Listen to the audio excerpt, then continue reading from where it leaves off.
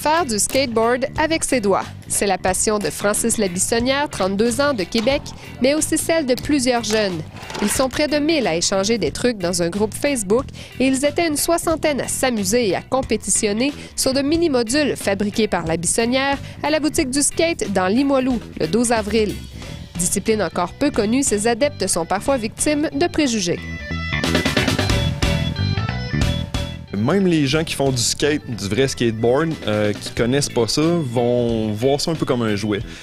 Mais quand on leur montre de quoi ça a l'air, puis le temps qu'il faut mettre là-dessus pour pouvoir devenir meilleur, les gens considèrent un peu plus le finger skate comme une discipline et moins comme un simple passe-temps, mettons. Le but du finger skate est de reproduire les passes du skateboard traditionnel à l'échelle miniature et de se désennuyer à l'intérieur l'hiver ou les jours de pluie. Ça demande pas une dextérité manuelle à la base, mais ça va venir en pratiquant.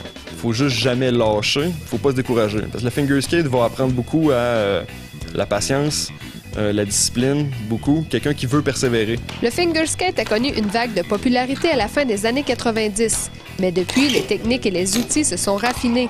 Les planches miniatures se vendent sur Internet entre 30 et 180 $. On peut bien sûr se pratiquer sur un cartable d'école ou une barre de serviette, mais Francis Labissonnière aimerait bien que le passe-temps devienne assez répandu pour que des commerces québécois commencent à vendre du matériel, comme c'est le cas par exemple en Allemagne.